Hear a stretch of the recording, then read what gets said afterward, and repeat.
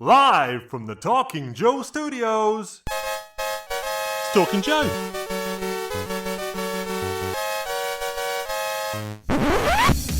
Talking Joe is on the air. Hey, it's me, Mark, and welcome to Talking Joe. It is the leading dedicated G.I Joe comics podcast. At least that's what my brother tells me.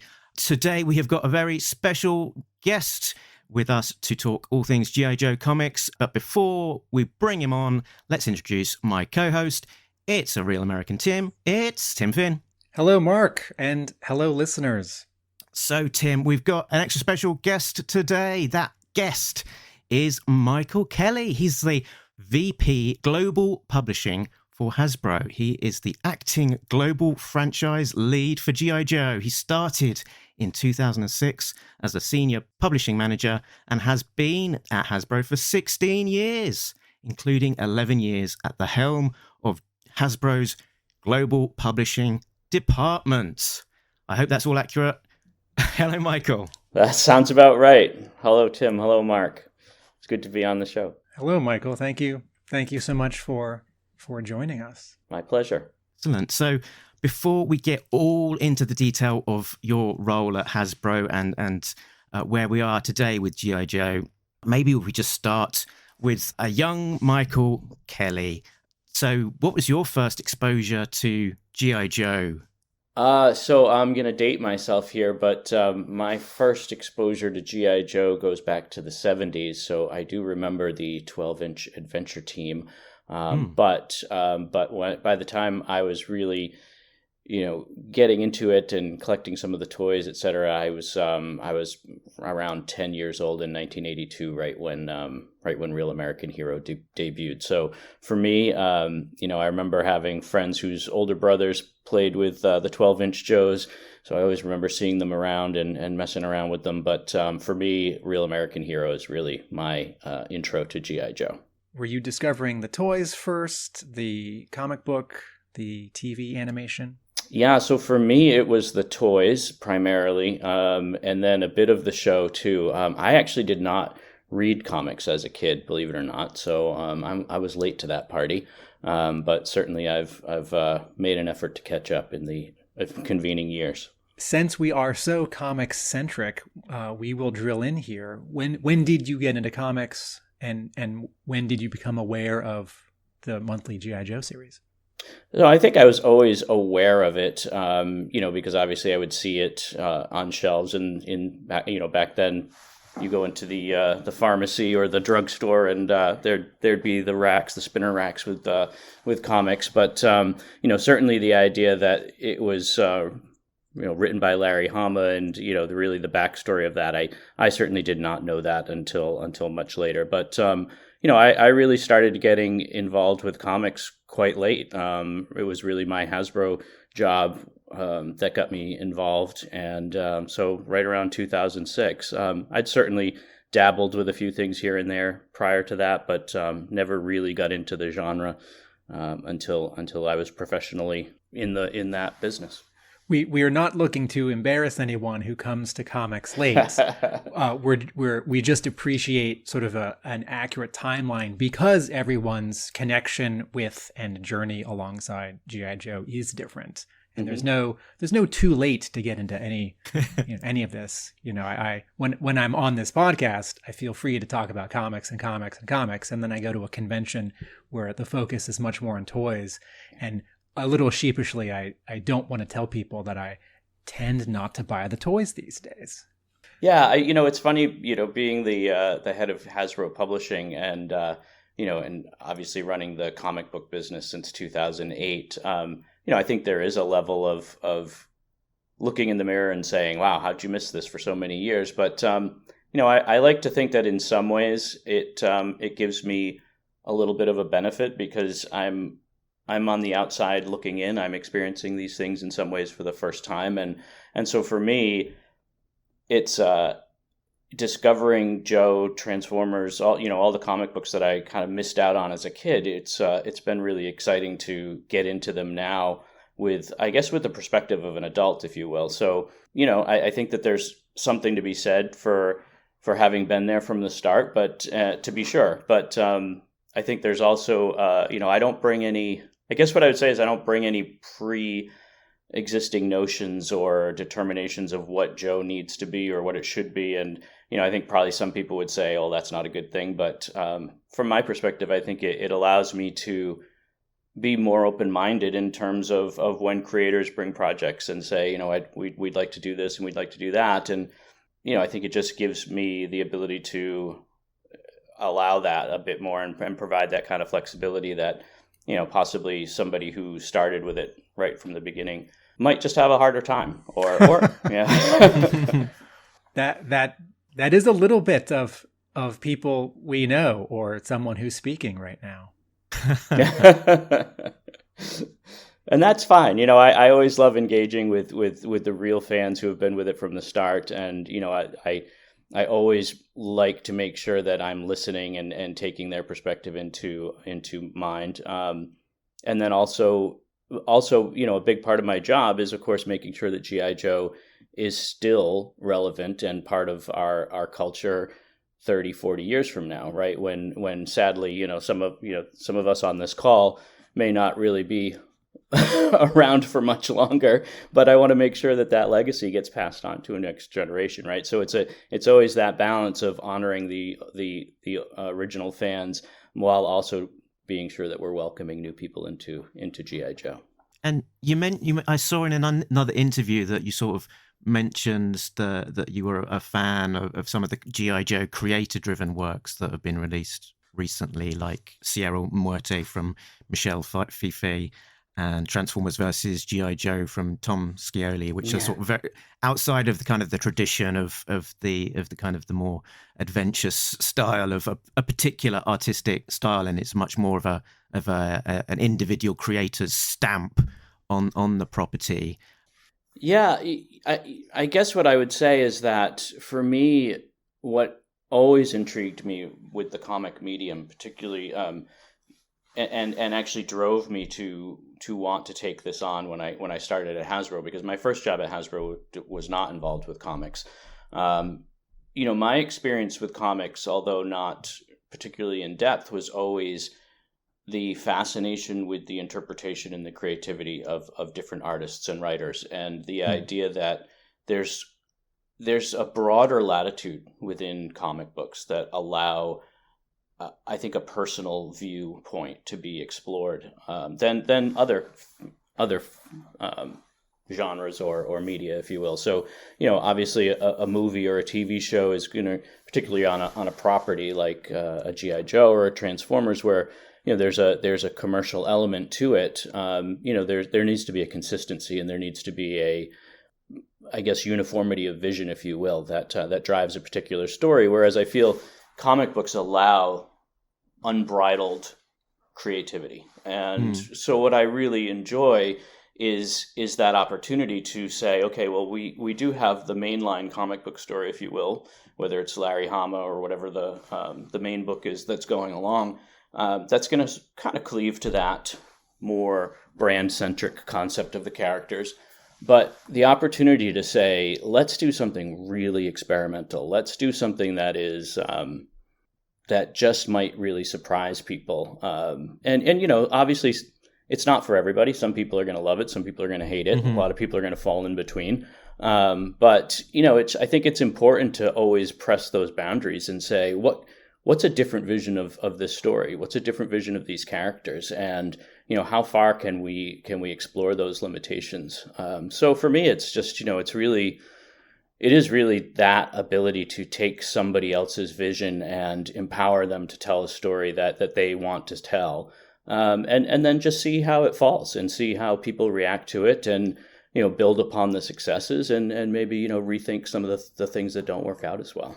So this is a good point and worth hovering over for a moment. When there is a G.I. Joe film or TV show, I think it can be hard for everyone, me included, to imagine what that show or movie would have been if it had been, say, similar, but a different writer, director, art director.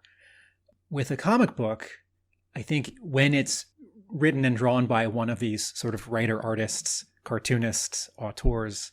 I think because they tend to be such singular, quote, visions, I think it is sort of easier to see it as such a particular take on G.I. Joe and to sort of extrapolate how it might be if that particular ingredient of that writer artist wasn't there. And, you know, a G.I. Joe film, thousands of hands make that. A G.I. Joe show, hundreds or thousands of hands make that. And a comic book might be as few as 11 people. And maybe I'm so in comics, you know, I can look at a comic and say, I know who drew that, or I've got a couple of guesses. And with a film, you know, if someone made a G.I. Joe film and I didn't see any credits and they showed it to me, I would not be able to guess who had written it and directed it. Mm.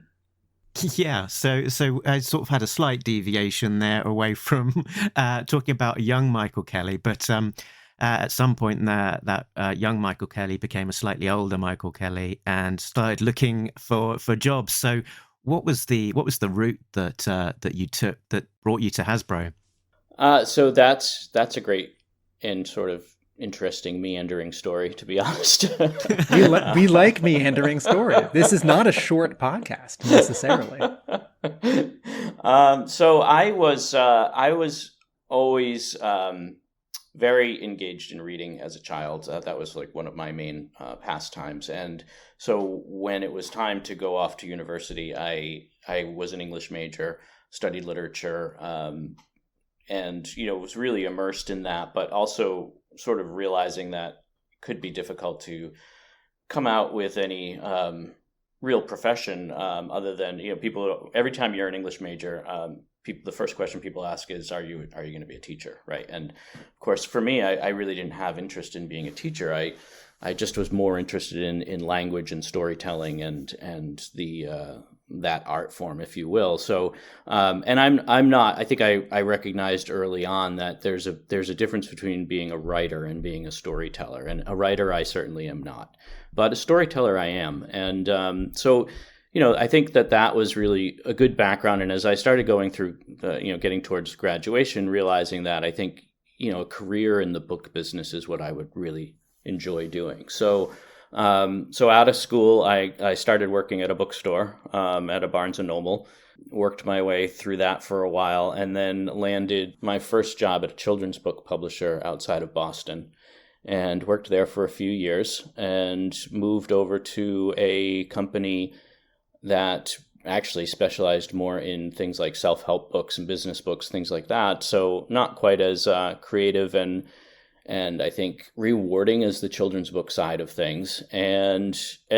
after being with that company for about 6 years, I realized it was time for a change. And believe it or not, I started interviewing at two very different places at the same time, one of which was Hasbro for the senior manager job on the publishing team. And the other was with the Central Intelligence Agency.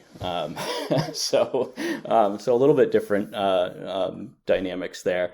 And I actually got pretty far with both, and got to the point where I had to make a decision which one I was going to do. And, I think there was an interest still for me to pursue literature and publishing. And so it was, I was leaning towards that anyway. And then, when you find out what the CIA pays these people who risk their lives, you have a lot more respect for what they do.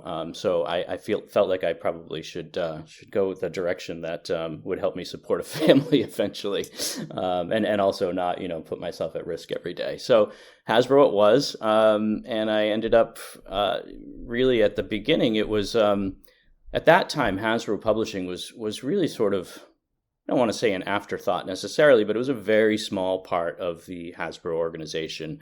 Revenues were very small. There were only 3 people on the team, me being one of them. And it was really sort of looking at storytelling for brands in a, kind of a simplistic way, I guess. It was, if it was a TV show, you took the TV show and you adapted it into a kid's book. If it was, there were obviously there were still comics. There were comics going on at that time, but it was sort of this is the story you tell. This is the story that Hasbro will approve, and that's the be all end of it. And so it was just it was a business that was certainly not neglected, but I think underdeveloped at that time. And I think there just wasn't really a strong realization of what the opportunity potentially could be.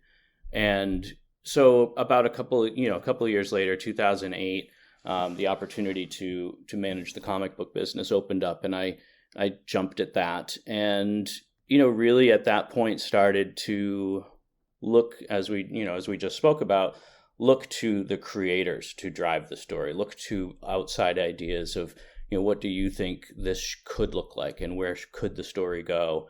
And really being more collaborative and more open to new and different ideas. And, and that spread across the business, right? So we still do adaptations of kids shows into books, but we now do a lot of original storytelling. In fact, I would say at this point, across all our brands and our different publishing formats, about 60% of what we do is original storytelling as opposed to adaptations of entertainment. And that really has changed things dramatically, right? So we went from that small 3-person team. Now it's a team of 14. We have offices in London, Paris, Shanghai, and Mexico City, as well as Rhode Island and New York. And, we're doing about 1,000 titles per year.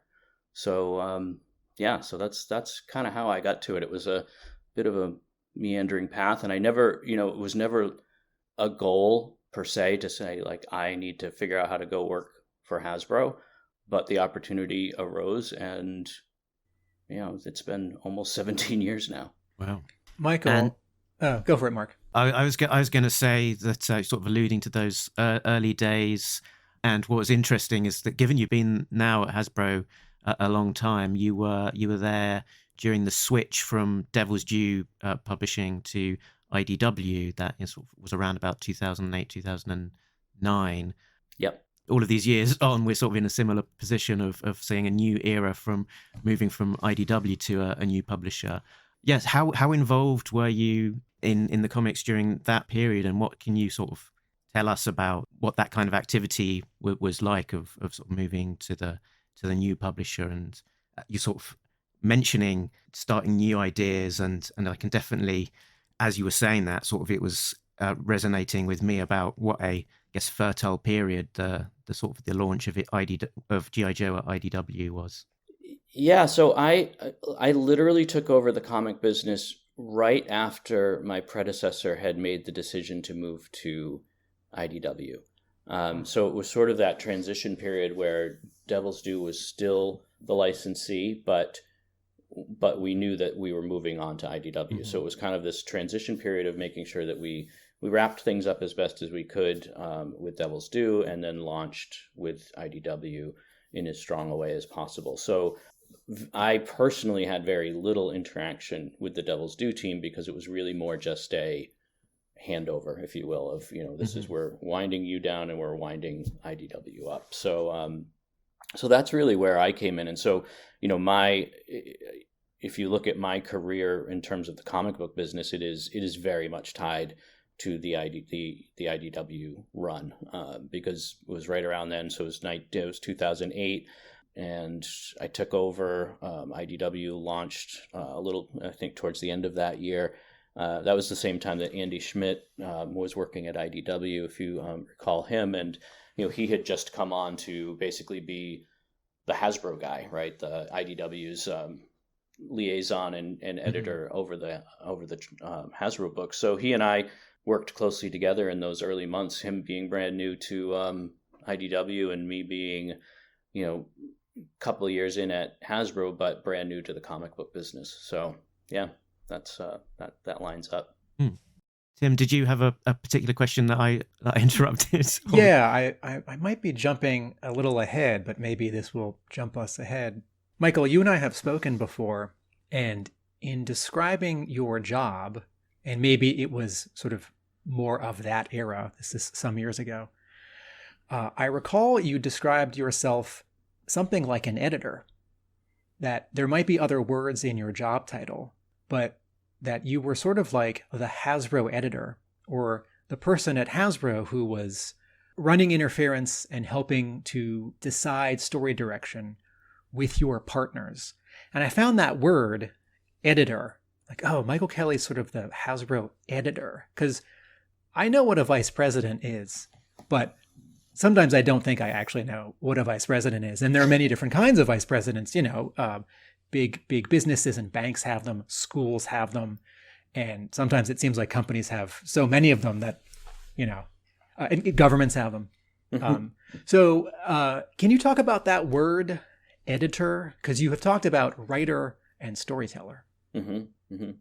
Yeah. So obviously, and I think you make a good point, like what is a vice president? And, I think that the biggest evolution of my job from the time when I was, my title at that time officially was senior manager of publishing, to vice president. Obviously, vice president, at least at Hasbro, implies that you are overseeing a team and, more of a division as opposed to a part of a business, if you will. So, I think a lot of what my job has evolved into now is managing that team of 15 people that I just mentioned, and, ensuring that the strategy is set, things of that nature. But, those early days, and to an extent still, I'm not as involved just for time, reasons of time management. I'm not as involved on that editorial process as I was, but in those early days, certainly I was reading every single manuscript. I was looking at every panel of pencils that were coming through, and with particularly on the art side, working closely with an art director to make adjustments in that nature. So. And then really just kind of guiding and crafting the language of the story and ensuring that we were heading in the right direction, nudging things where necessary. You said running interference. Certainly there's a good amount of that, particularly in those early days. There was a lot of, I wouldn't say hesitancy, but there was a lot of maybe nervousness or a bit of anxiety on sort of the corporate side of Hasbro in terms of, is it okay to tell these kinds of stories? Should we push the envelope this far? So, a lot of my job was advocating in a sense on behalf of the creative teams and trying to push through some of the more, I guess, I'm drawing a blank on the word that I want right now, but I guess maybe daring, risky, like some of those more out of left field type of stories that Hasbro just wasn't accustomed to at that point, right? It wasn't necessarily that they didn't want to tell them, but just that they hadn't, and that it was it was new ground to work through. So, but on that editorial side, definitely, literally sitting down and reading through manuscripts and here and there adjusting a phrase or a scene or, giving some art direction in terms of how I visualized something playing out in the panels. I think that was a big part of it. To give you an example, when we were working on the Cobra miniseries, which has now been collected as The Last Laugh, the Chuckles story, the original concept came through, and the big bad guy, if you will, was Major Blood. And, reading through the initial concepts of that story, it was a solid story, but, I kept coming back to Major Blood and thinking, I don't know that this is the right character for this story. And, so basically went to Andy and the writer, Mike Costa, and said, what if we use the twins, Tomax and Zaymot, and use them in a way that Chuckles doesn't know that they're actually two people. So it's like that kind of an idea. And then, both of them agreed, and Mike ran with it. And, his work on that series is some of the best I've ever worked on, without a doubt. But, that's sort of that level of editorial, I guess what I would say, Tim, and you'd be familiar with this, like not so much a line editor, but a content editor, right? Like the kind of more of a guiding hand, helping and assisting where necessary, nudging where necessary. And, to an extent, I still do read a fair amount of the manuscripts that come in. I don't have the time, unfortunately, in my job these days to read everything. But, I have a team that I rely on to do that. So. And the Cobra miniseries, and then the second Cobra miniseries, and then the ongoing series, you would count that as one of those more, or perhaps most daring stories in comics that Hasbro hadn't been used to up until then. Yes. definitely. I had a lot of internal conversations in the early days of that story to get people comfortable with that idea. And at the end of the day, I've always been really impressed by how supportive Hasbro was, because easily they, some of the higher ranking people, particularly on the communication side, public relations, those areas that have to worry about things like, what kind of reaction might pop up in the media, and rightly so.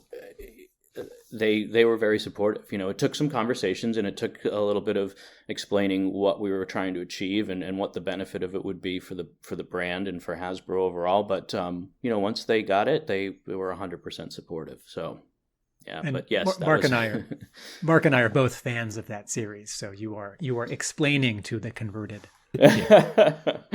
Good. And I guess that experiment and that daring sort of borne out because you've been left with the legacy of the story, and it's been collected in a very handsome hardcover. And I guess if any of the bigwigs in Hasbro or sort of film partners want to say, what can be achieved with G.I Joe, which is for a more mature audience or outside of what the stereotype of the cartoon is, you can now point at that story and say, look, this is something that is possible that you can do in the G.I Joe world. Yes.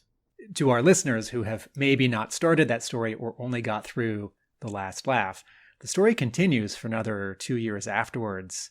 And the word Cobra is always in the title. So, for example, the Cobra Files. After Chuckles, after his story is wrapped up, the October Guard shows up, other characters show up. It continues to be great, and it does have a significant sort of epilogue. So that gets my thumbs up, listeners.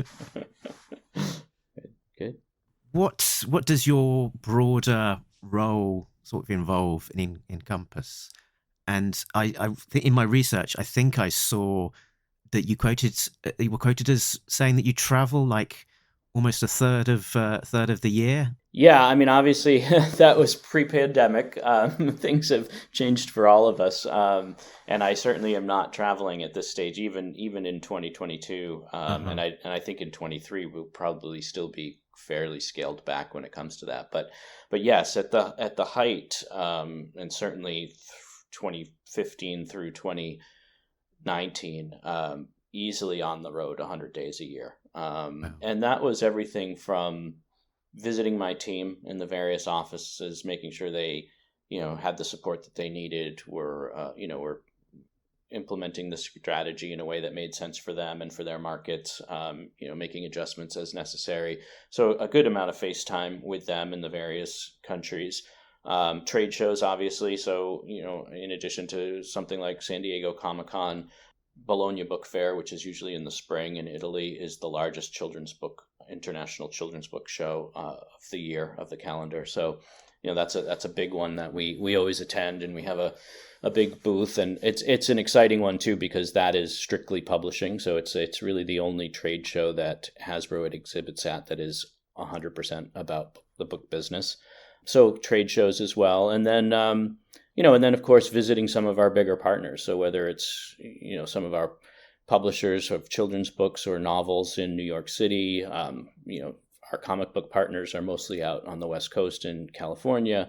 But then, because it's a global business now, we have massive publishers in Poland and the UK and Shanghai, Beijing. So all of those really big partners that are putting out, 40, 50 books a year for us, they get a visit just to make sure that they understand that Hasbro supports them, that we appreciate their business. And, that's part of the job of the head of a division, is to go out there and meet with those companies' CEOs and presidents, and make sure that they understand that we are as committed to them as they are to us. So it's a lot of on the road, it's a lot of dinners, it's a lot of things of that nature. But I've always really enjoyed that aspect of the job, meeting people face to face, learning about the different cultures, and it's just amazing how different storytelling is in different parts of the world, and how you have to adjust things. And I think that's also been a bit of secret of Hasbro's success in publishing over the years is that, we're not forcing the exportation of US or UK titles to the rest of the world. We're encouraging our partners in various places to create their own stories. And again, coming back to that idea of original storytelling, it's not just about expanding the brand and taking risks. It's also, a Chinese child has a different expectation of storytelling than an American one does. And, the only way to really achieve that in a meaningful way is to have a local publisher and local creators work on those, knowing the culture firsthand from having lived it their whole lives. So it's a lot of that as well. So that's the travel aspect. I will say that there is a point where 100 days gets a bit much. So I certainly didn't want to go to 0, which is what the pandemic did to us. But it would have been nice, I think, to if as things start to open up again, I'd love to keep it more in sort of the 60 to 70 range. Be home a little bit more. Can we put two of these interests of yours together? So if you didn't use the V word, but I was suspecting that you were a voracious reader as a kid. All these trips, if you're not behind the wheel driving a rental car, you're on a plane or a train or at an airport or at a train station. Are you reading a ton? That's a great question. So it depends on the scenario. I do read a good bit depending on the length of a flight. But believe it or not, this might sound a little bit strange, but because my life is so just insanely hectic, like I'm sure it is for you guys and for everybody, especially these days, but I value the time, particularly in an airplane, like if I'm flying to the West Coast, to do absolutely nothing and just think. So like not read, not watch a movie, maybe look out the window if I've got access to it. But, for the most part, for me, that actual travel time is the time when I am undisturbed. There's really nobody asking me for something. The email's shut off. The phone doesn't work. It's an ability for me to really get introspective and think about where we are in terms of, whether it's storytelling, whether it's, which brand needs some help, which story might be struggling, which things are really successful. So yeah, it probably looks like I'm just staring at the wall, but believe it or not, I spend a lot of time on planes and trains just thinking. That's surprising and also not surprising. And a writer said to me once, when he's writing, he's sitting at the computer just staring. And it might look like he's not writing because he's not typing, but he's thinking. Yeah. And that was Larry Hama. And lots of other writers. Hama didn't invent that. I think I remember an interview with the writer Charles Soule. I think he said something along the lines of his most productive writing time is when he's going for a jog. No distractions, nothing, no family around asking questions, no other, co-workers, no distractions on the screen in front of him. It's just him, his mind's, ability to think about his next story while he's got that space to be out there running. Actually, that's a segue. I saw on one of your interview profile pictures. It looked like Michael. It looked like you were taking part in Tough Mudder. Yes, yeah, that is one of my great passions. Tell us who don't know what that is. So Tough Mudder is it's a obstacle course race, if you will. Although race maybe isn't quite the right word. I guess challenge is the right word. So Tough Mudder is it was actually originally designed based on the training regimen of the British SAS. So it's meant to incorporate not only physical challenges but mental and emotional challenges as well as you go through the process. But it's usually about a 10 to 12 mile course, which you either can run or jog or walk if you need to, and sometimes you do. And then interspersed in that is anything from, something would be physical, like climbing over barriers or going over cargo nets, things of that nature.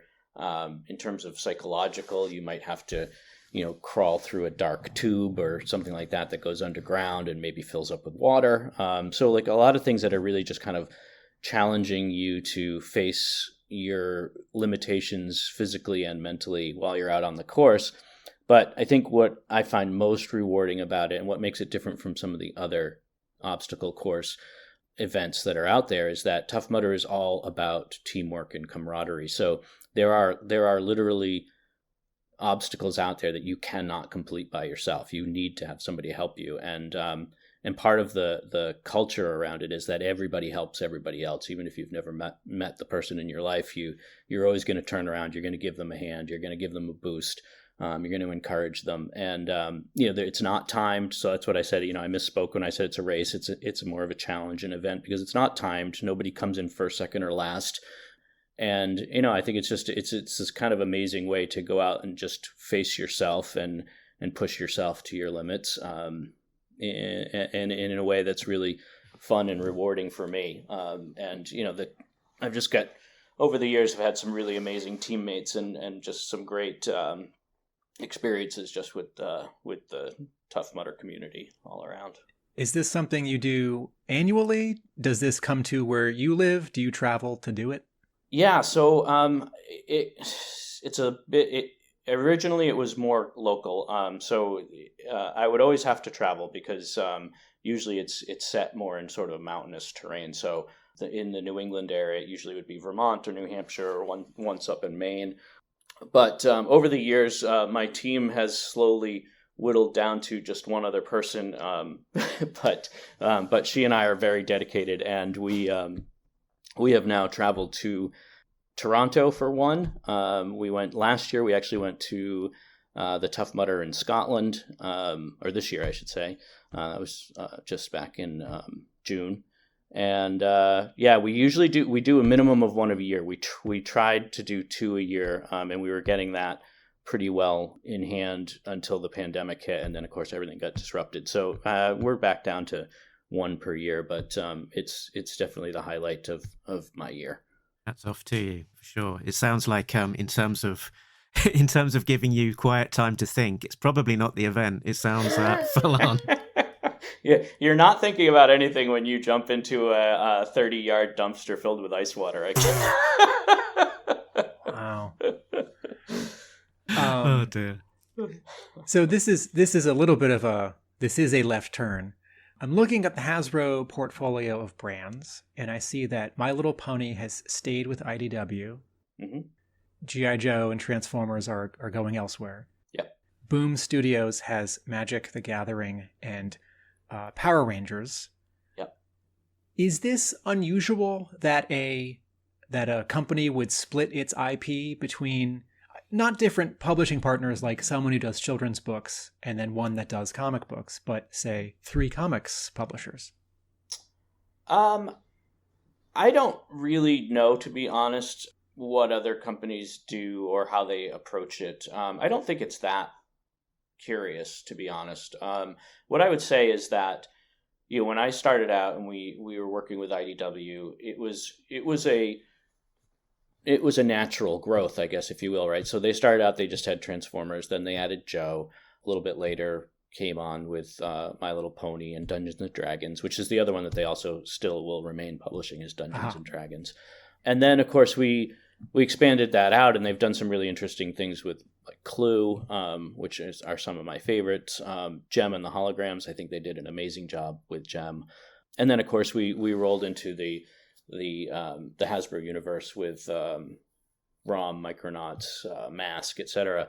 So, it sort of evolved in that way. And then when Hasbro acquired Power Rangers from Saban, that deal came with the Boom Studios relationship already intact. And so it was really just a matter of taking that business over and starting to manage that. And I think, I guess what I would say is that for me, it's really about making sure that our brands are with the teams that are going to really be pushing the envelope and being really creative consistently. And, I don't think as much about where they are as who I think is going to do the best job for the next, say, 3 to 5 years. And then, and I think there is something to be said about having a bit of diversification, if you will, in terms of, especially in these days of upheaval and just challenging business models with the comic book industry in general. It's, to have all of your eggs in one basket, so to speak, is risky, I think. So for me, it's also a little bit of just a strategic safekeeping, I guess, to have a few different options and have various talented teams working on our books, so that if anything unfortunately were to happen to one of them, we still are not, we're not suddenly overnight out of business. Now, I don't obviously think that's going to happen to any of our comic book partners, but I have seen it in my career where you're working with a strong partner and then something, a switch almost flips and they're out of business before you know it. And that can be really damaging if you've got a lot of your business tied up with one company. Yeah, I'm actually going to go back in time and answer my own question because, of course, around 1987, 1988, Marvel had G.I. Joe and Transformers. DC had Cops. Right. Wow, that was good. which I always forget because I don't think of Cops because it's not a Marvel book. And if I'm thinking licensing in the 80s, I'm usually thinking of Marvel. Mm-hmm. And of course, Disney splits its licenses across many different, even comics publishers. Yeah. Mark, let me hand the mic back to you. Okay, so I see your name in the front of the comic book every month. It says special thanks. This is from issue 300, I think. Special thanks to Hasbro's Ed Lane, Tyler Rayo, Michael Kelly for their invaluable assistance. So what are you being thanked for there? What is Hasbro's role in the production of a typical monthly book? So we're very, very involved. So particularly those three names. So obviously myself, but also Ed Lane is the art director for Global Publishing. So he is, amazingly does this entire job by himself.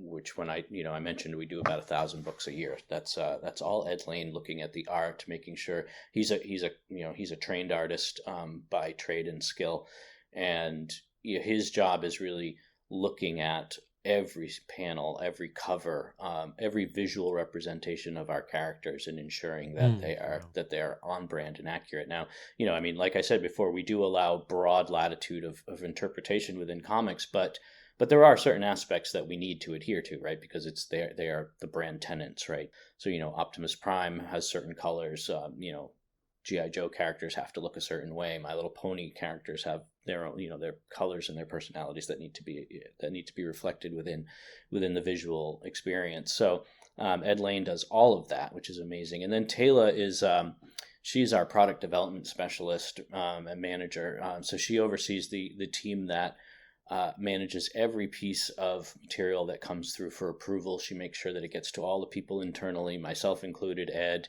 also brand team members, publicity. Everybody who needs to see something and approve it or comment on it gets to see it. And it's she and her team that makes sure that happens. And also provides, because she and her team have been with us for long enough that they know the brands in and out as well. So, like I said, it's simply not possible at this point for me to read every single manuscript, but I know that Taylor and her team are looking at them. I know that they're making sure that the story that's being told is the agreed upon story, and that nothing's kind of getting out of parameter, or God forbid, once in a while something sneaks through that maybe is inappropriate, or some salty language that we wouldn't want in a book, because we still are a family company at the end of the day, regardless. So those are the three of us. But I would say at this point, my job, because of where I am, is a bit more on the upfront side. So as opposed to the day to day. So if we're going to launch a new story arc or a new book, I'm very involved in the upfront of that, crafting that story, approving the concepts and the ideas, and then moving that through to the point where it goes into production. I don't know if readers and fans really know just how involved we are, but I doubt anyone really has a clue, to be honest. Yeah. Yeah, it is funny because like sometimes I'll read on the fan sites and the fan boards, and they'll be like, oh, IDW did this and I can't believe it, or so and so did that, and it's like, yeah, well, that might have been my decision. Sorry, guys. I get the impression that, particularly with the G.I Joe book, that it's got a drumbeat of monthly, as when the pandemic isn't getting in the way of printing and that kind of thing. But it's got that monthly drumbeat of production, and it's the script, pencils, inks, colors, letters, approval and out. And somewhere in amongst all of that, it's being reviewed by somebody from Hasbro. And I get the impression that because the timelines are so tight to getting this thing produced and out, it probably can't sit on your desks for too very long for reviewing. I guess you have to be on it to be able to look at this thing as it comes in and get it reviewed, get your comments out very quickly. Yeah, it honestly can get insane, Mark. We contractually we are always granted 10 days of review time. So once something comes in, we have 10 days under our contracts with our various licensees and publishers that we have to look. But with a comic book, you can't do that, right? Obviously, you can't do that. So we make every effort to flip things for our comic book partners within 3 days. It doesn't always work out, but that's our goal. So yeah, and when you think about how many books we're doing on the comic book side in the United States alone, and then if you add into that the magazine business in Europe, which we also have a really robust magazine business, which is the same thing, right? I mean, that's also a monthly business, and the amount of things that come through and we have to react to, it's when you look back at Hasbro Publishing in 2006 with 3 people and you say, well, now it's 15 if you include me, that's a big jump, but we are not overstaffed by any means. We are putting in a lot of hours to make sure that these things get out on time, and that we're not the reason that a publisher gets held up. I'm going to imagine that an earlier relationship like Hasbro and Marvel in the 1980s or early 90s involved so much paper in the mail and faxing, and that now I'm imagining your office or home office might be quite tidy, but your inbox or your sort of server uploads are exploding. Yes, that is absolutely true. And it's funny that you bring that up, Tim, because I remember my first job in publishing for that kids book publisher. I was a rights assistant. So when people would buy rights to our books, we would I was the person who helped get that going. And one of my jobs was duplicating film. And I don't know if you guys have ever had the opportunity to see what film used to look like back when we used film, but it was every color had this sheet of this clear, thick plastic. I can't remember the name of it was, but the massive, and these things were massive. They were like 3 feet by 2 feet, and you would get them, and each book would have layers and layers of this film, and it weighed a ton. And one of the things that I had to negotiate with my publishers back then was the cost of duplicate film, because they would need to get their own film to be able to produce the book, and that could cost thousands of dollars, because you're literally running off these plastic sheets, these transparent plastic sheets. And if you're familiar with the term black plate change, which is when we change the text within a book, that's because that was the one plate that you would change. Everything else would stay the same, but you'd move the text, which was the black plate.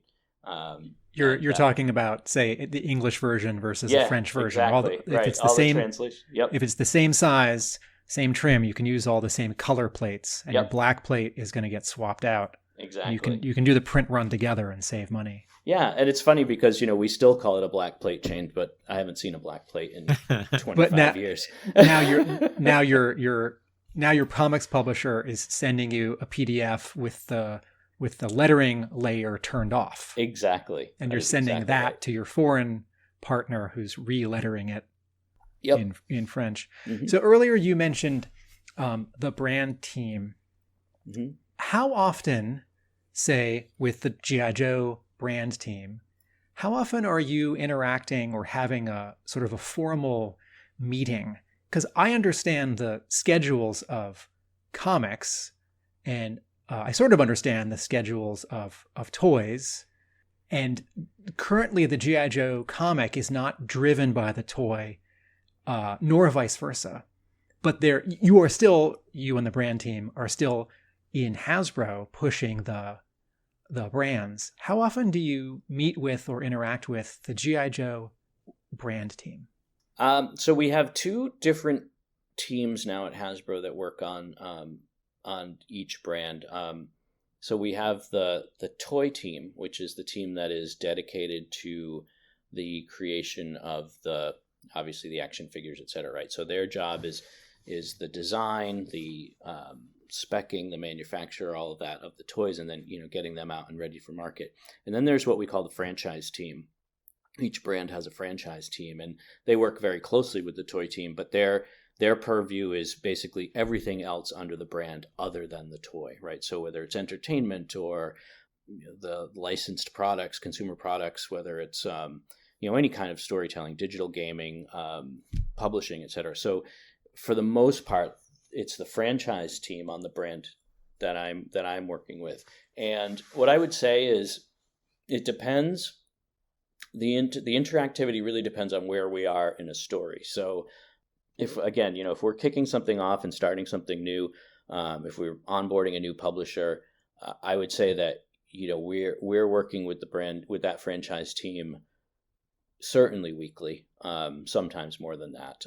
So a lot of involvement back and forth, making sure that although the comic stories or whatever story we're telling, we do, to your point, tell our own version of the story, right? So we're not beholden to the toy. We're often not beholden to other forms of entertainment, but we still want to make sure that we are conveying a story that the franchise team feels is going to be beneficial overall to the brand, and is going to hit on maybe some of the key themes that they feel are important to the brand as we move forward. So we interact with them a lot, and then as things start to get into a cadence, and the major story arcs are agreed upon and approved, then their involvement tends to diminish a bit, because once we get into the storytelling phase and the actual details of manuscripts and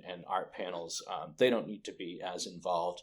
The one exception to that is when we are in fact tying into either a movie or a TV show. They tend to stay involved along with somebody from the studio, just to make sure that we are, just to make sure we're not accidentally spoiling something or going in a direction that might confuse people down the road. Because what we really want to obviously always avoid is creating something that breaks with canon if we're creating canon. So that involves a lot of people to make sure that we stay as close as possible as we can within those confines. So again, certainly somebody from that brand team, franchise team, but also somebody from our studio.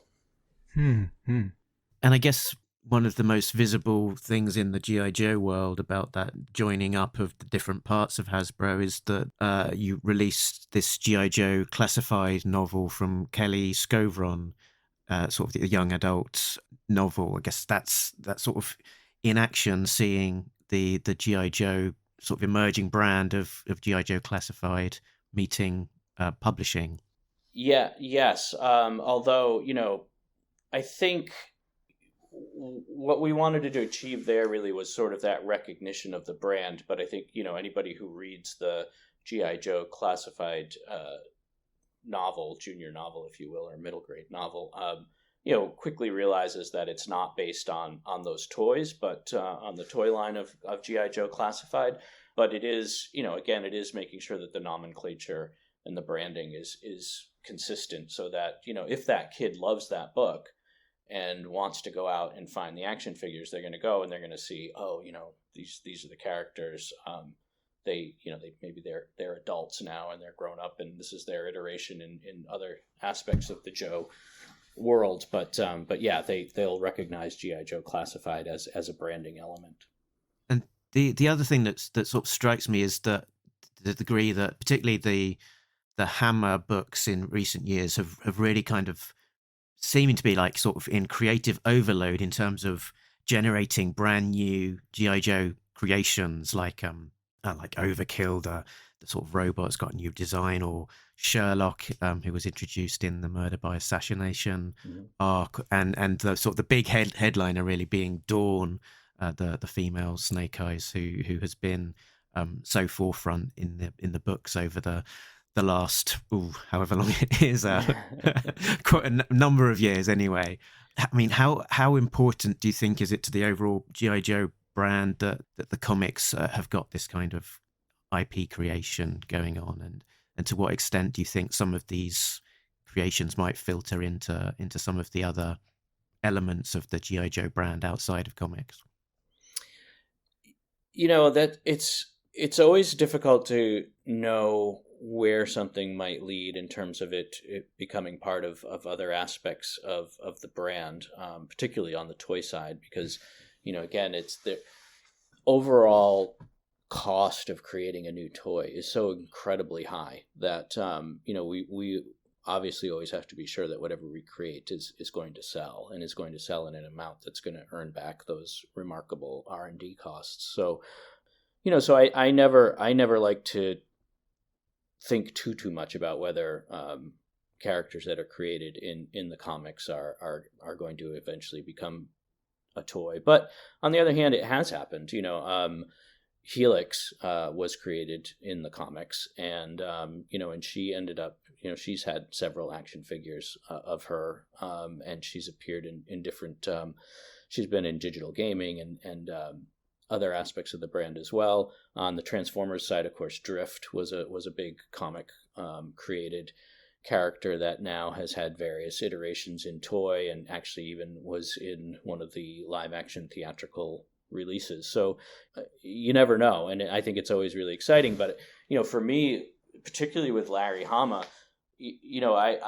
I've read, certainly when I was starting out and over the last few years, and as we got closer and closer to 300, reading about him in those early days, and people saying, well, what was your inspiration for this character? And he's like, well, they gave me a toy. I had to figure out how to tell a story about this toy, right? And so, I think that's amazing. I think it's great, and I think it's great that he did that, and he was able to do that. And I think, certainly for the early days of the brand, that was terrific. But for me, it's important for Larry now to be able to kind of turn that on its head, right? And be like, well, it's not about them giving me a toy; it's about me giving them a character. And I look at some of the characters that he's created, and it's always, I always appreciate his. He comes at it from the perspective of what's the team missing? What makes sense in this case or this story? What character do I not have to pull from the ranks that needs to be created? And are there characters that are or are there people who are underrepresented at the moment? And so bringing in more women with really significant and important roles. People of color. I love Molto. I thought he was a fantastic addition, and I understand that part of that was some fans literally saying, gosh, we'd love to see a Filipino Joe, and Larry was like, yeah, all right, I'm going to do that. That's a great idea. So I think again, it comes back to that trusting our creators and giving them the latitude to create the story that is meaningful to them, because that's when the passion's going to come through, right? If you're sitting over their shoulder and dictating, you got to do this and you have to do that, and it has to look like this because I don't know, because that's what it looked like in 1980, or that's what the toy that's coming out next season is going to look like. You're taking away the key benefit of working with a creative source, right? I mean, you have to give them that freedom to create what they have in their heart and in their mind, or you're just going to keep going in circles. And so, when I look at these characters that Larry has created recently, I love them. I just think it's great. And, there's probably people that aren't so happy about them for various reasons. And, I'm sorry for that. But, again, I think it comes back to making sure that G.I. Joe is still relevant and people are still reading these comics long after I am no longer the head of publishing, right? I mean, it's not about the next year or the next 2 years. It's not about the last 15 years. It's about how are we going to keep people engaged? How are we going to bring new audiences in? And I think you do that by continuing to evolve the story and the characters. I think of a character like RC, introduced in 1986 in the animated Transformers the movie. And RC shows up in the next year of the TV cartoon. And nowadays, characters in Transformers like RC and Windblade and is it Minerva? They are a big part of the storytelling. And if you look sort of across the 30-year timeline, it's almost like RC was a seed that was planted in 1986 when the line wasn't ready, the market wasn't ready, and maybe some of the decision making at Hasbro wasn't ready for, a female Autobot. And you were taking this long view with, what might G.I. Joe be or benefit from or need in 20, 30, 40 years.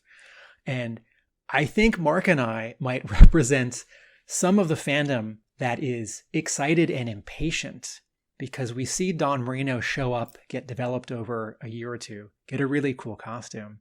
And Larry Hama said, I designed this character to be cosplayable, which I thought was a really amazing and astute sort of like starting point, right? Like, yes, she's evolved in the character. She's an ex-Cobra. She's a ninja. But so much of fan culture these days is that kind of expression, going to a convention and making a costume. Mm-hmm. And as sort of a comparison, Marvel Comics introduces just as a one-shot character, this one comic book, Gwen Stacy from another universe is Spider-Woman, right? So quote, Spider-Gwen. Mm-hmm. And Marvel is surprised when sort of between the character getting announced and the publication of the comic, people are making that costume and posting photos. And so the editors at Marvel say, oh, maybe we should make this character show up more, give her own series, right? And then she's in an animated movie and almost overnight, this is a big deal character. And I look at Don Marino and sort of rubbing my hands together like, okay, when's the action figure? Or when's the 3-pack of like the new characters that Hama just introduced? And so I hear you that, you'd have to work in partnership with the 2 brand teams, or was it the IP team and the brand team, the toy team. But it might be that I just have to, in the way that, RC as an Autobot really shows up in 86, but that kind of character sort of grows and blossoms 20, 30 years later. I might need to be patient that, there might be a G.I. Joe movie in 25 years and it's just all about Don Marino. And I can wait that long. Yeah. And I think too, Tim, to your point that it's like, that's part of why I feel so strongly about ensuring that we're bringing new people into the brand and really broadening the appeal and the accessibility of G.I. Joe to a new generation and to a broader audience because that's how we get things like that, right? I mean,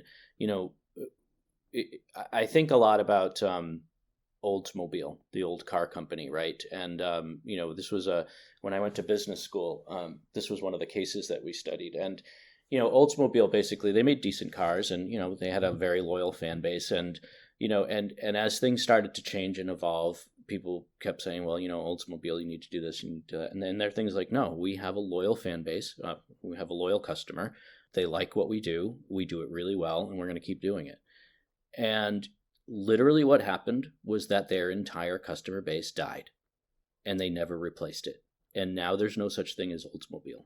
Right. So I think about that a lot, and it's, it might sound kind of dramatic in some ways, but it's, I don't ever want to be Oldsmobile, and I certainly don't want G.I. Joe to ever be Oldsmobile, right? I want G.I. Joe to continue to grow and evolve and appeal to audiences, and I don't want to ever lose those core fans that have been with it from 1982 or earlier.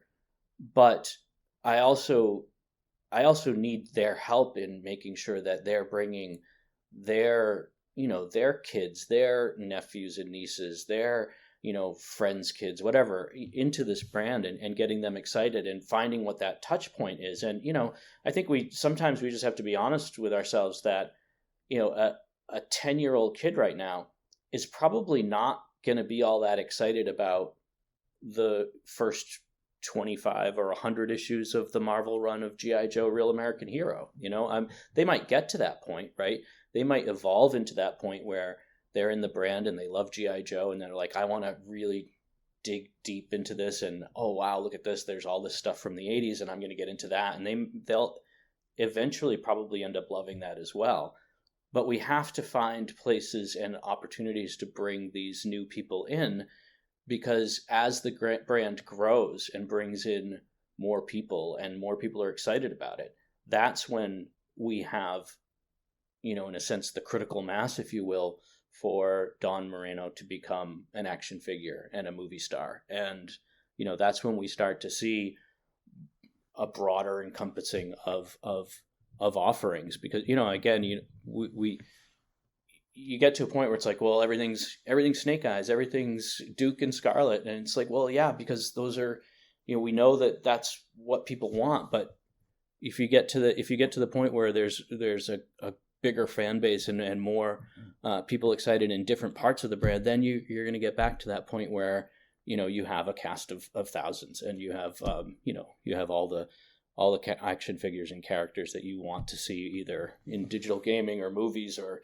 TV shows or toy, whatever it is. But, but we need to keep growing. We need to keep this fan base vibrant and alive and growing.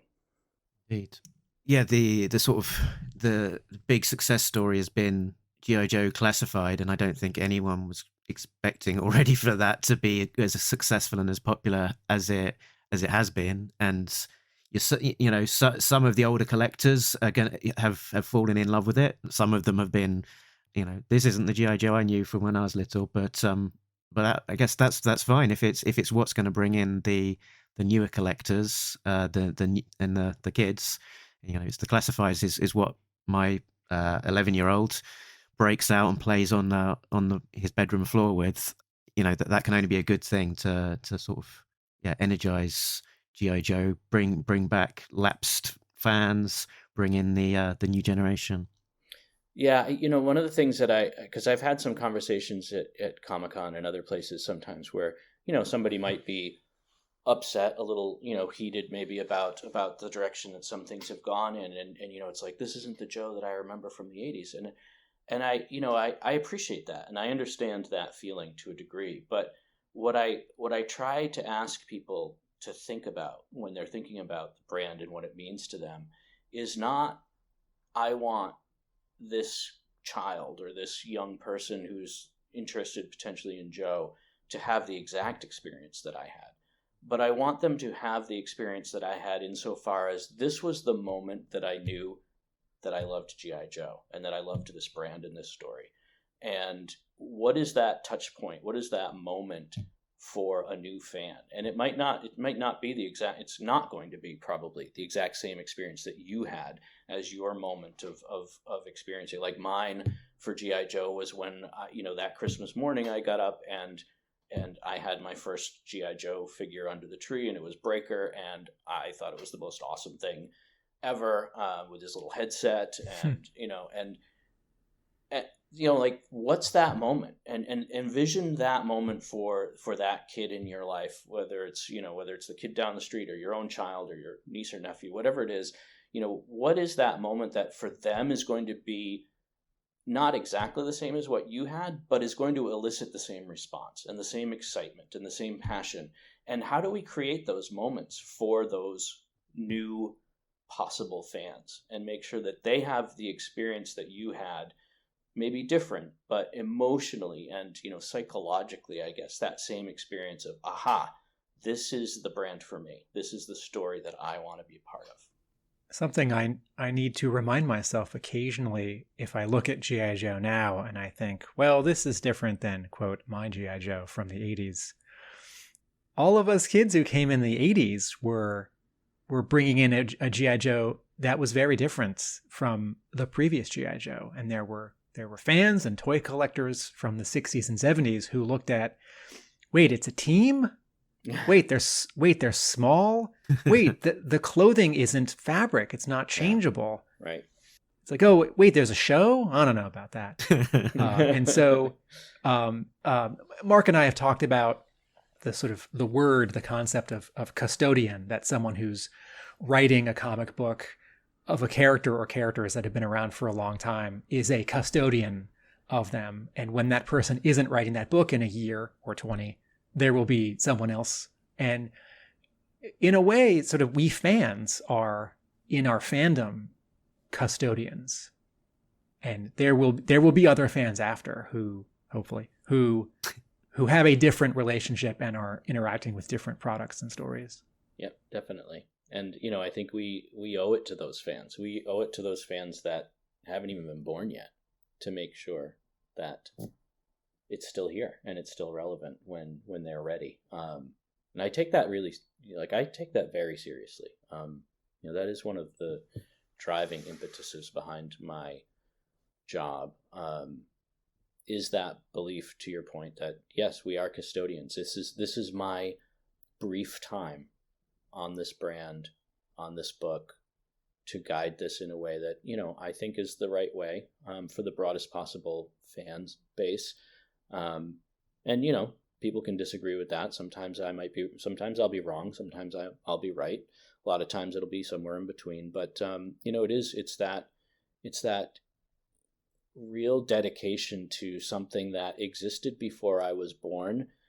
And, shame on me if it's not still here when I'm gone. If we can return to a point that you sort of brought up a little bit earlier, you said that, when looking at maybe some forums or whatever, fans are discussing the comic and there's things that maybe they don't agree with, and you go, okay, maybe that isn't the writer, maybe that's me.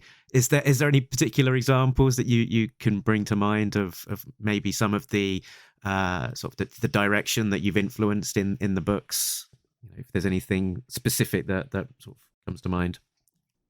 I think it's basically any time it's it's kind of any time it's not a real American hero. I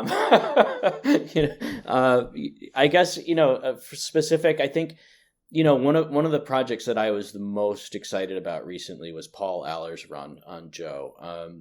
And, that really came, the underlying concept of that was something that I had come up with. And, the execution by Paul was certainly vastly superior to my initial idea. But the idea basically that the Joe team, instead of being this, highly trained, highly financed special operations force of one of the most powerful and wealthiest nations on Earth, is actually just a kind of a ragtag bunch of resistance fighters.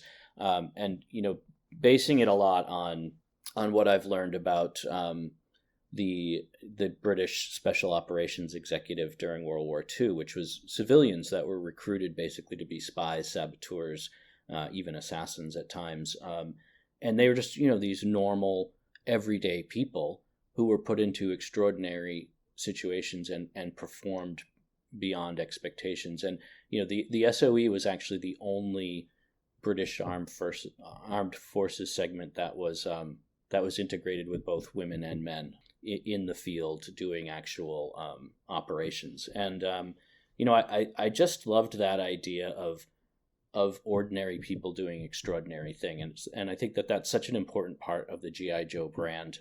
And so I wanted to capture that. And I think that Paul did an amazing job pulling in that idea of, Cobra has won, Cobra has taken over. G.I Joe is literally just, there are some obviously that are ex-military or and have that kind of combat training, but they're bringing in people who are simply civilians that are fed up and don't want to live under occupation and are willing to fight back for their freedom and what they believe in. And I think there was a fair amount of pushback on that story. And I get it. I understand that there are people for whom the brand really needs to stay within certain parameters. And, I come back to what I say is, what I try to do is always make sure that I have something for everybody, right? So that, Larry Hama continues to write Real American Hero. And as far as I'm concerned, as long as he wants to keep writing it, he'll keep writing it. And, so what I always want to do is to make sure that I'm providing as best as I can that part of the brand that those core fans really want and that they really love, and it's important to them. And I want to make sure that they always have that. I guess what I sort of ask is that if you don't like something else, you don't even have to give it a chance, but maybe just let other people enjoy it and come into the brand that way, because my goal is to continue to give the hardcore fans and the longtime fans from the 80s as much as possible what they want. But again, like I said before, it's my job to ensure that audience continues to grow and increase over time. This is a key point, and I made this once on my blog, where one of the things that's so exciting to me about G.I. Joe now and in the last decade plus is that in the 80s, though the continuity of the story of the comic book, the TV cartoon, and the action figures, if you're counting the story of the file card dossiers, those were all different, but it was all basically the same G.I. Joe. It wasn't like there was this other G.I. Joe over there, like the World on Fire story that you just mentioned. Mm. And I looked with a lot of longing at other brands like Transformers, where, at any one time, Transformers has 3 or 4 different takes, different continuities, different sort of age groupings, right? There's the movies, which have a particular feel and a very particular look. And there are, quote, legends or quote, classics toys, which are for a certain group or two. There's something for 3-year-olds. There's a comic book that may be very specifically at, like the 1990 crowd. And for a long time, G.I. Joe could only have one of these at a time. And maybe it was Real American Hero, or maybe it was something, maybe during a year of a live action movie, you could have 2, maybe 3, right? There was the action figures, there was Real American Hero, there was Resolute, and there was Renegades, and then there's a live action film. And that's really, for a moment we had several. And so I would agree with you and also ask fans, like, okay, hey, the World on Fire series isn't replacing Larry Hama's Real American Hero series. And fans, if you also buy the World on Fire series, that actually only helps the Real American Hero series. And not buying it, I mean, comics are expensive, and if you're on a budget, I get it. But not buying, sort of as a protest, the World on Fire series or the World on Fire collection, that does send a particular message, and in a way, sort of a harsh message. I don't want it to sound like I'm trying to blackmail fans, like, you got to support G.I. Joe, so G.I. Joe's still around. But we all have to support G.I. Joe, so G.I. Joe's still around, right? Like, Transformers doesn't need as much of my help because, Transformers is doing great in all sorts of territories and in all sorts of expressions. And, I'm always looking for more people to, read G.I. Joe and buy G.I. Joe and watch G.I. Joe. I had a very specific question now. I think about the comic, the ARA comic. There was a sort of a subplot where there was this secret bit of the pit that was unveiled, and there was this giant eye, and there was some robots under tarpaulins. And in the comic books, it was kind of revealed that in the letter pages, it was hinted at that there was a plan to have a Transformers crossover of some sort, which didn't happen, and so the sort of story went off in a different direction. And not long afterwards, there was Revolution, and the Hasbro universe launched. Are you able to talk to that kind of plot development and how the kind of the Hasbro verse came about, Michael? Yeah. So, I think that there's the Hasbro universe is something that still intrigues me, because I think it's something that you don't want to push too far, but on the same token, I think there's a history of it, particularly between G.I. Joe and Transformers, obviously going all the way back to the 80s. So, I think it's important to think about what makes sense in a world that's going to be a shared universe versus something that's kind of got to be forced together and cobbled together where maybe it doesn't make as much sense. But, the initial plan back when Revolution came out was that there was going to be a bigger push around a Hasbro universe at that time. One of the things that we tend to do in publishing as well is a bit of test and learn, I guess, if you will, or, I don't want to say market research because it's not as cold as that because, we are obviously telling stories and we're engaged in those stories. But it is sort of what would happen if we were to explore this, without investing the literally hundreds of millions of dollars that have to go into a theatrical production or even a TV show, right? So, that ability to float an idea, to test some things out, to see how things interact is something that we can do in comics. And I enjoy doing, I think it's one of the things that, again, makes it exciting because it's almost it's a what if, as opposed to, this is what we're establishing and, love it or leave it kind of a mentality. It's more of a what if this happened and what would it look like and will fans enjoy it? And so that's really how that came about was this sort of broader idea of do we have an opportunity here as an organization and can we test it out with IDW and the publishing? And I think that the story was interesting. We definitely tried to ensure that the brands that we were using fit in a logical sense, right? Does Mask make sense in a world where Transformers exist? I think it does because it's kind of reverse engineering technology from Cybertron into an Earth-based concept. Does Micronauts work? It does from a science fiction standpoint. And I think that there's certainly an opportunity there too. But, again, it's really about how fast and how quickly do you want to go in terms of those stories. But, what I come back to the fact that I think, G.I. Joe and Transformers, they can easily coexist. And it's a coexistence that I think makes perfect sense in a lot of ways. And, I think it's ripe for storytelling at any given time. I think it's fun to put those two brands together at different times and explore stories of that sort of amazing dichotomy of these 30, 40-foot transforming robots from another planet versus a group of highly trained specialists, of Earth's fighting force. But, again, I think it comes back to that idea of, what's the relevance of G.I. Joe in a world where there's these giant robots, but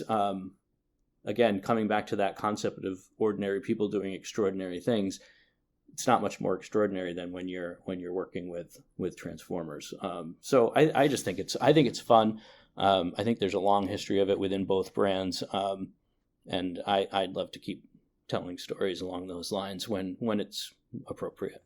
I know the market has decided, but as the Hasbroverse was running, building up to Revolution and then to First Strike, I had a great time reading all those books. But I will admit, since I own a comic book store, it is easier for me to read all of those comics than some of our customers who might be on more of a budget. Yeah, and I think I think that's a great lesson learned too. And like I said, it is sometimes it's a learning experience, and you do have to be really cognizant of how much people can invest in the project and in your brands. And I think that was that's a valuable learning that you sometimes you just can't expect people to be buying 10 books a month. Especially at $3.99, $4.99 a book these days. But if Real American Hero were to be weekly, with some side miniseries and specials, I think you might be surprised how many Real American Hero readers could go close to 10 books a month. Yeah. And I think, one of the things that I think is always fun too is, in terms of the idea of shared universes, is not necessarily, big crossovers all the time, but just like little fun things like, having a Joe character like on a Saturday afternoon at a barbecue wearing the concert T-shirt that he or she got at the Gem and the Holograms concert, that weekend. It's just like it's like a little Easter egg for those who get it. But I mean, does that mean that we've now got a combined universe with G.I. Joe and Gem and the Holograms? No, but it means that, you can imagine that they exist in the same world, and why not? So I think there's just fun things that you can do within the confines of a book that can kind of have some fun with those notions. Yeah, there's also an example like the two Transformers, My Little Pony: Friendship is Magic crossover miniseries, where those are it's the 1984 animated Transformers and the 2000s Friendship is Magic universe, and each issue is 2 short stories, and it's aimed at a younger reader, although lots of older readers read Friendship is Magic. Mm-hmm. And if you want your Transformers to be more continuity heavy or gritty, you can skip that. But that's also a good book to show to younger readers because it's really friendly and not too gritty. Yep.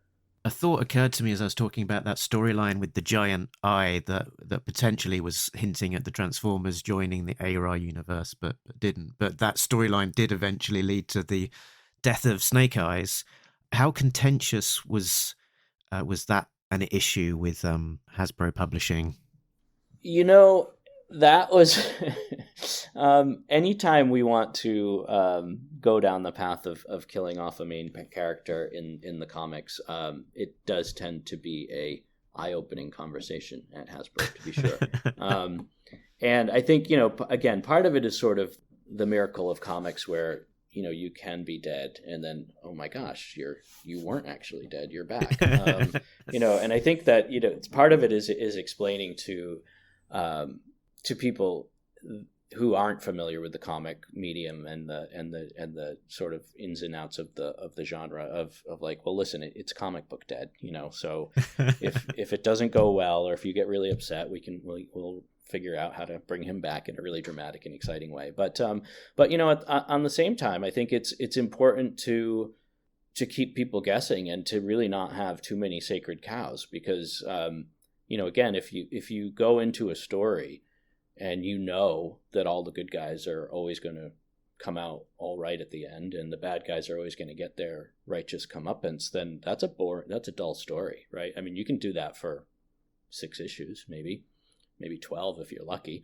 But I think, the idea that your favorite characters aren't necessarily safe, that's an important message to give. And I think, it ups the stakes. It makes it more realistic in a way. And, I do struggle a bit with that line between making things realistic, having good solid stakes that are anxiety inducing and drama producing, but at the same time not getting to the point where it's so gritty that it's going to turn off a part of the audience that really isn't up for that and didn't come to the brand for that. And I think one of the things that's important to me about G.I. Joe is that they genuinely be heroes, right? That they are doing the right thing because it's the right thing to do.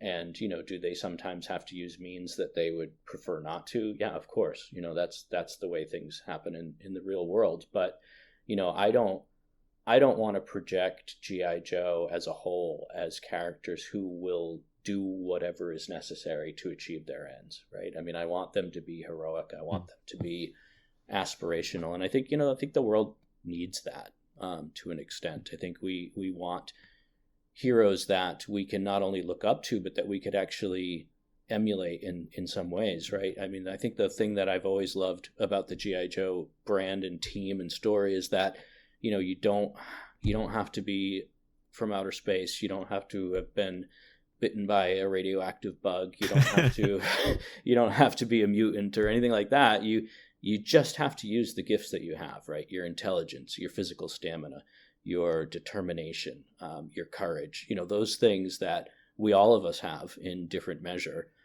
That's what it takes to be a Joe, right? And that's all that it takes to be a Joe. And I think that's a great story. And the more that we can emphasize that, I think the more it makes the brand really relevant to a broad audience.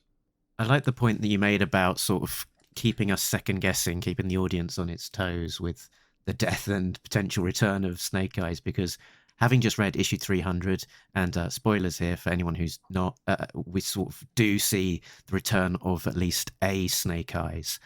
And reading the issue and looking forward to the next one, I genuinely don't know, is this going to be the new status quo? Snake Eyes is back in close to his original form, or is he going to die in the next issue? It could be either at this point. Yeah, Mark and I have talked a lot over the last year, and with a couple, guests on our podcast about what would happen, and I was wrong. I was certain Snake Eyes would not come back in 300, and I know plans can change over the course of a year, and maybe an earlier plan was Snake Eyes is definitely not coming back. And I was sort of pleasantly surprised. I mean, I think I chuckled out loud, and my wife said, "What is it?" And I said, "They brought him back." I was sure they wouldn't. I said so last week on the podcast. I guess I'm wrong. I'm eating my hat. And even separate from sort of, comic book death, G.I. Joe has a history with this, with characters, leaving this mortal coil and returning, going back to the Marvel run. Mark, did you want to ask about the Nerf variant cover, since for a moment we're on issue 300? I think you've almost asked the question, Tim. We've got this strange variant cover with some wonderful art by Dave Johnson. When Mark says strange, he also means awesome. It just means surprising and unusual. Yes, thank you, Tim. We are not at all offended by this cover. How did that come about? Whose idea? Who worked with who? So that was the Nerf and G.I. Joe toy team were doing the blaster that the Nerf team came out with, which is the G.I. Joe anniversary themed blaster. And they came to me about maybe 9 months ago, I guess, and said, we'd love to put a comic in with this G.I. Joe blaster, and is there anything that we could do? And it was kind of funny because I was like, well, when are you going to announce it? And the timing was just so perfect. I was like, well, why don't we put the 300th issue in there, because that's a huge milestone for any comic, and it'll be relevant to the team that to the fans that are going to probably be interested in this Nerf blaster in particular, and for those who are coming at it more from the Nerf side and less on the G.I. Joe side because they want to own that particular blaster. It's going to give them a fun story that's also a kind of a collector's item in its own right, because it's the 300th issue. And and then the idea was like, well, how can we customize it? And we went back and forth on a few ideas, and then I just said, well, why don't we use the iconic issue number 1 cover, but just adapt it so that they're all carrying Nerf blasters instead of firearms. And I think it was meant to be kind of that, both a bit of a homage, but also a bit tongue in cheek, just in terms of having some fun with that design. And so that's it. So the interiors are exactly the same as issue 300, but that is the only place you can get that cover is with the Nerf blaster. There's my cat. Okay, so packing a comic into a toy package is a different. The comic book is printed in Korea, I think, and so there are some different steps in getting this comic book into this toy package, because the toy package and the toy are made somewhere in particular, but that's out of your purview, right? You're sort of involved in the initial sort of definition of it, right? Yeah, and in this case, Hasbro's printing themselves.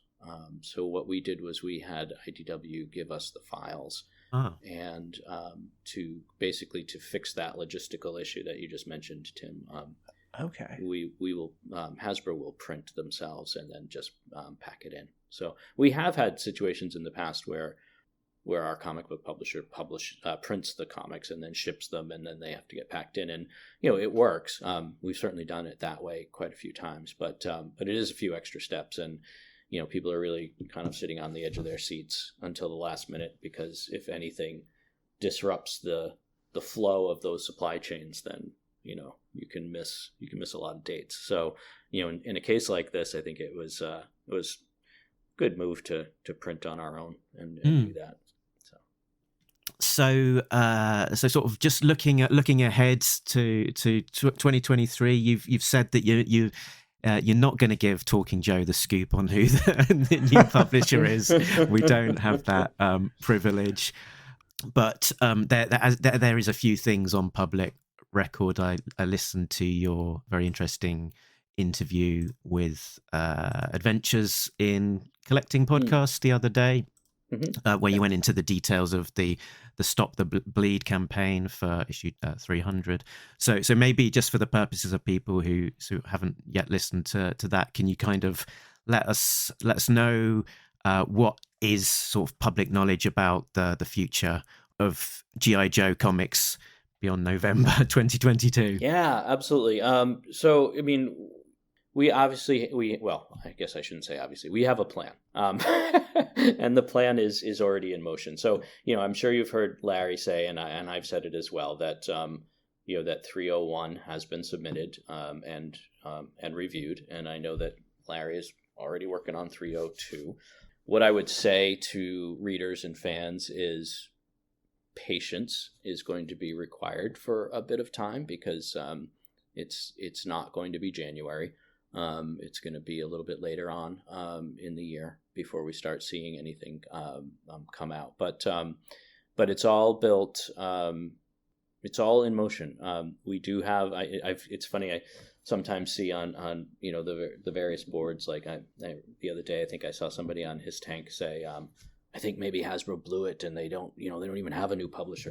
Well, I can assure you we do. We do have a new publisher. We are working very closely with that team, and we're full steam ahead. But the plan is that it's going to be a little while. So and I think that's normal. I think that's fairly normal.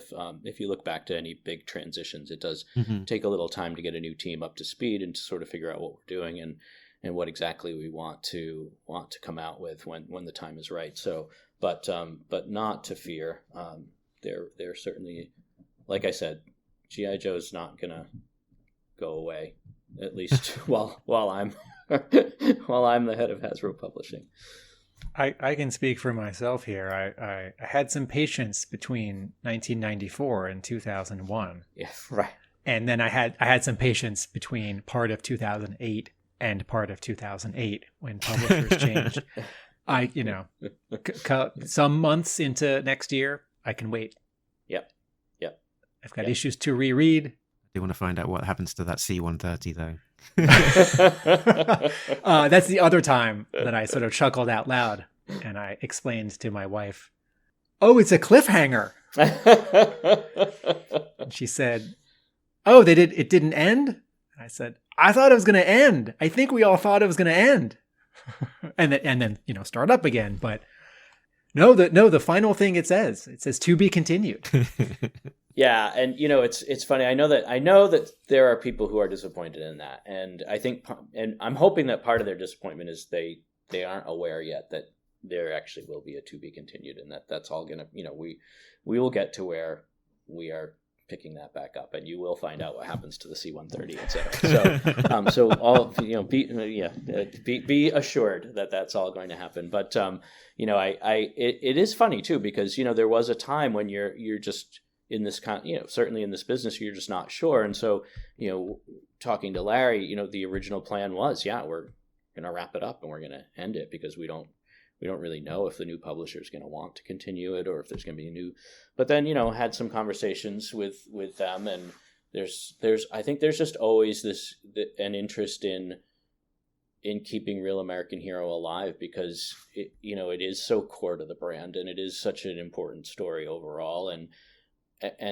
the idea of Larry still writing it, I think I just love it, because it's, here's Larry, who's been on this book since 1982. It's really is he's said, G.I. Joe it's like coming home. And, I love the fact that he's going to keep writing that. And, again, you have to wait a little bit of time, but it's going to happen. So, for those who were hoping for a big, resolution and end of the story, I guess I would just say maybe at issue 400. We've been talking on the show a lot about 300, what a milestone, what's going to happen in it and what's going to be the grand conclusion, not quite suspecting that it's just going to be to be continued ... But you made the excellent observation of not just for G.I Joe 300 being such a milestone, but for comics in general, for a single writer to have such a long legacy on a book is so rare for someone to be working on a single story for such a long time, but also a single story with an unbroken numbering. Right. There are very few examples of creators doing that. It's something quite quite a landmark. Cool. I had one question which might be a little bit too specific, so Michael, so feel free to decline to answer. But in sort of looking at on Facebook and sort of the interactions from people asking questions about G.I Joe comics and stuff, there's always people coming new to the brand or coming back from being a long way around. And at the moment, the 300 issue history of it is it's not necessarily the easiest thing to navigate, particularly because so many of the books have now become out of print. Is that something on your radar, do you think, of how to make that legacy of the comics accessible to sort of people discovering it new or coming back to it?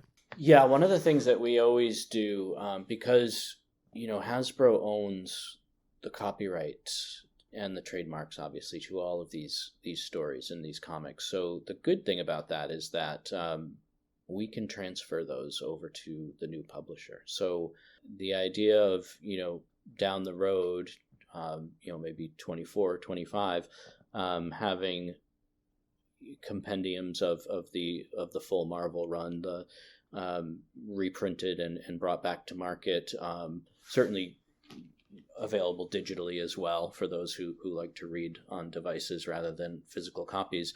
That will all be open to us. So that opportunity is always available to the publisher, whoever they might be. So it's not like, oh, well, anything that IDW did, we can't use that anymore, or anything that Marvel did, we can't. That all just it all belongs to Hasbro. So we'll figure out what the right way to re-release that content is, but it's always going to be part of a broader plan in terms of keeping that material accessible to fans. Excellent. Sounds like good news for people with holes in their back issues. Yeah. I think we've been talking to you a long time, and we warned you that we were talkers, so hopefully we've not kept you from something important.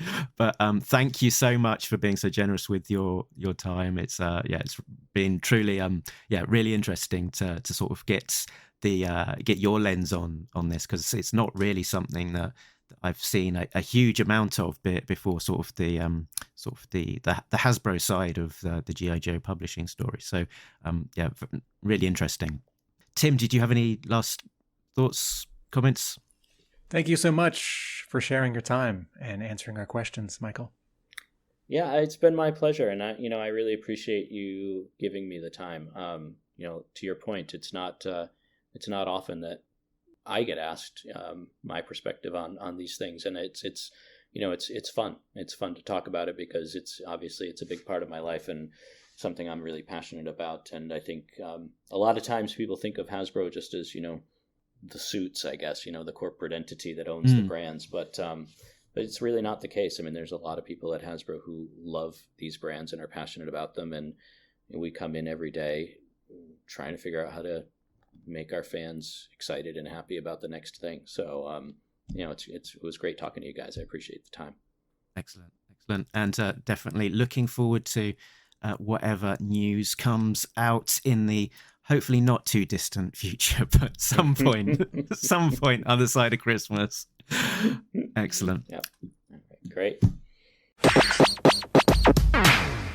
Okay, Tim, that was great. Nice to have Michael come on and tell us all about the behind the scenes of Hasbro, how this thing gets made. This was exciting because I got to speak with Michael Kelly at HasCon several years ago, and I have bumped into him 2 other times at comic book conventions. And when you bump into someone at a convention, you don't necessarily feel like you can monopolize them for almost 2 hours. So, and if you do, bad form. what an opportunity on this podcast. And what a scoop! Larry Hama definitely writing ARA until issue 400 at least. Fantastic.